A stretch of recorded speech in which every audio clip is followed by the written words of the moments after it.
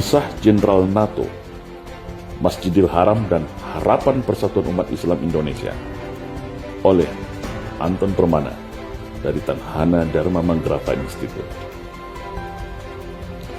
Di dalam sebuah wawancara di televisi Al Jazeera, setelah Amerika dan sekutunya menginvasi Irak, seorang jenderal NATO ditanya oleh wartawan Al Jazeera,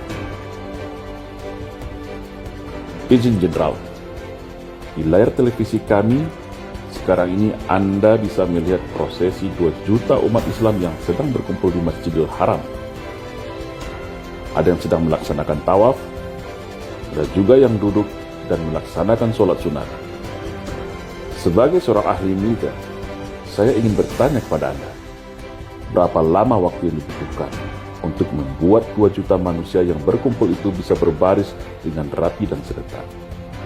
Tanya si wartawan sambil menunjuk ke layar TV besar yang ada di studio. Sejenak, sang jenderal melihat dengan tatapan tajam ke arah layar televisi yang ditunjukkan oleh wartawan itu. Tak selang berapa lama, lalu sang jenderal menjawab, dalam hitungan saya, kalau mereka itu masyarakat sipil, bisa butuh waktu 1 bulan untuk melatihnya. Tapi kalau yang berkumpul itu tentara, butuh waktu 10 hari melatihnya. Dan kalau itu pasukan khusus, minimal butuh waktu 3 hari untuk melatihnya, jawab sang jenderal dengan optimis. Lalu si wartawan menjawab, "Oke, baik. Terima kasih atas jawaban Anda, Jenderal. Sekarang, mari kita buktikan kepada umat Islam yang berkumpul di Masjidil Haram saat ini, berapa lama waktu yang mereka butuhkan untuk membentuk barisan yang rapi dan bergerak serentak.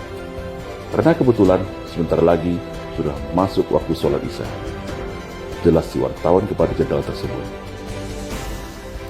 Lalu tak lama kemudian, terdengarlah suara iqamat dari muazin sebagai penanda akan dimulainya sholat Isya berjemaah. Seluruh manusia yang ada di dalam dan di luar masjid langsung bergerak serentak, mengambil posisi sholat bersaf-saf membentuk lingkaran mengelilingi Ka'bah. Otomatis, pemandangan ini membuat kaget dan tajuk sang jenderal yang kebetulan beragama Nasrani. Karena ternyata hanya dalam hitungan 1-2 menit, manusia yang tadinya bertebaran sebanyak 2 juta orang, sekejap mata langsung membentuk barisan lingkaran yang begitu rapi, bagi garis lingkaran yang begitu simetris, baik di dalam, di luar, di depan Ka'bah maupun di lantai atas masjid. Sontak pemandangan ini membuat bulu kuduk sang jenderal merinding, takjub melihat sebuah pemandangan yang bagi dirinya sangat langka. Berarti prediksinya salah yang mengatakan membutuhkan waktu 1 bulan melatih masyarakat yang jumlahnya 2 juta itu. Ternyata bisa dibuat oleh umat Islam hanya dalam hitungan detik dan menit, malah melebihi prediksi waktu pasukan khusus sekalipun. Nah, apa yang dapat kita ambil pesan tersirat dari cerita di atas? Dan ini tentu menarik, bukan? Begitulah kira-kira hakikat gambaran umum umat Islam saat ini. Seakan tercerai-berai, seakan acuh, seakan sibuk dengan urusannya masing-masing. Namun pada dasarnya, hatinya tetap pada satu titik pusaran kiblat bernama Ka'bah, tempat paling terbaik di muka bumi ini.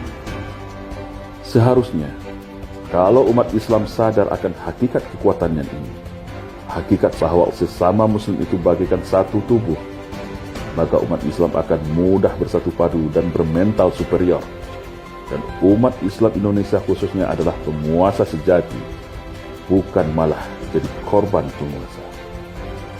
Setidaknya, cerita di atas dapat dijadikan inspirasi dan motivasi bahwa umat Islam itu mempunyai keistimewaan yang luar biasa, mempunyai instrumen keagamaan yang dahsyat, yaitu punya satu Tuhan, satu kitab suci, satu nabi, satu kiblat, yang berarti bisa bernaung menjadi satu payung komando dan satu orientasi tujuan.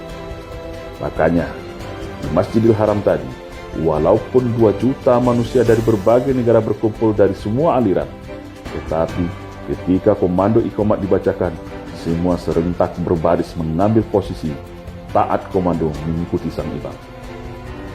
Hal ini, kalau diterapkan ke dalam kehidupan berjamaah akan sangat luar biasa dahsyat. Lupakan perbedaan mazhab, perbedaan aliran, perbedaan suku dan bangsa, perbedaan cara ibadah, perbedaan partai politik, perbedaan kiai dan ulama panutan. Coba semuanya sepakat dalam satu komando, taat kepada ulama dan imam, menjaga soliditas ukhuwah antar sesama umat Islam dalam beramar ma'ruf dan bernahi munkar. Masya Allah, sungguh tak terbayangkan indahnya. Kalau ini terjadi, niscaya tak akan ada yang berani menistakan ajaran dan simbol Islam. Tak akan ada yang berani memperolok-olok dan mengkriminalisasi ulama dan habaib. Sebagaimana sejarah monumental perang 10 November di Surabaya, Palagan di Ambarawa, serangan umum 1 Maret, hingga penumpasan pemberontakan G30 SPKI pada tahun 1965. Ketika ada sebuah komando datang, seruan dan momentum yang tepat, maka niscaya umat Islam akan turun berduyun-duyun bagi gelombang tsunami, bersatu padu dalam satu barisan yang tak terkalahkan. Faktanya, tentara sekutu yang begitu canggih peralatan tempurnya hengkang dari tanah Surabaya. Belanda yang begitu modern senjatanya menyerah kepada Indonesia. PKI yang ketika itu sudah begitu kuat mencengkeram istana, punya pasukan Cakrawirawa serta angkatan kelima, hancur lebur ditumpas umat Islam bersama tentara. Semua itu bisa terjadi atas izin Allah dan persatuan umat dalam satu barisan. Yang terakhir adalah aksi bela Islam 212. Siapa sangka Ahok yang begitu perkasa di Pilkada DKI juga tumbang dan dipenjara. Dan menjadi sejarah pertama di dunia bisa ada 7 juta lautan manusia berkumpul, berdemonstrasi dengan damai tanpa huru-hara. Cuma sayang, saat ini umat Islam sedang terpedaya tipu daya ala Fir'aun. Raksasa tapi dikerdilkan, mayoritas tapi dimarginalkan, banyak tapi mentalnya dijajah oleh permainan sihir tipu kekuasaan. Padahal itu semua hanya halusinasi tali busuk yang disulap jadi ular. Namun saat ini, sihir ala Fir'aun ini berhasil sementara waktu menutup mata dan telinga umat, terpedaya oleh bahasa manis dan stigma tipu daya melenakan, sehingga umat Islam merasa inferior, seakan lemah tak berdaya, merasa kecil bagaikan buih di lautan. Padahal para Fir'aun modern itulah yang sangat takut akan kebangkitan Islam. Mereka sangat ketakutan umat Islam tersadar dan tersentak dari pengaruh sihir dan merapatkan barisan, melakukan perlawanan. Kalau ini terjadi di Indonesia, selesai semuanya.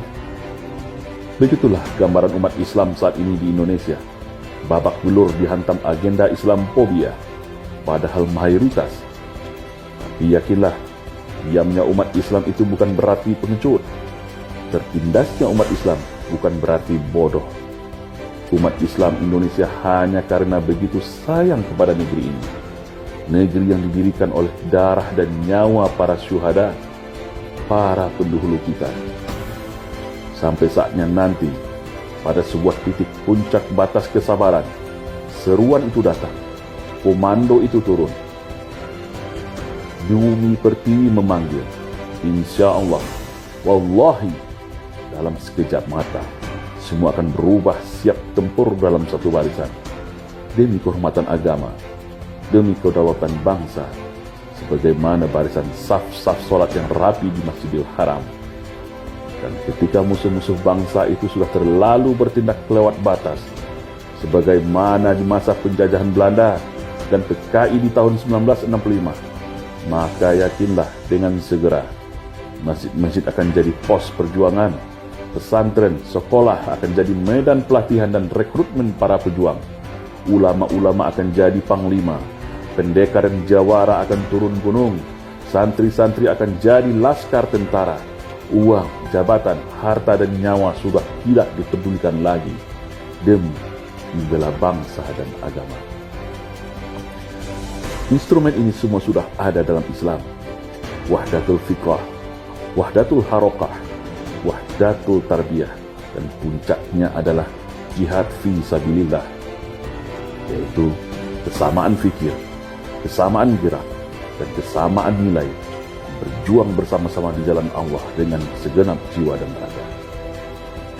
Instrumen inilah yang membuat negeri ini merdeka dari penjajah Belanda, dan instrumen ini jugalah yang membuat PKI bisa ditumpas dan dihancurkan.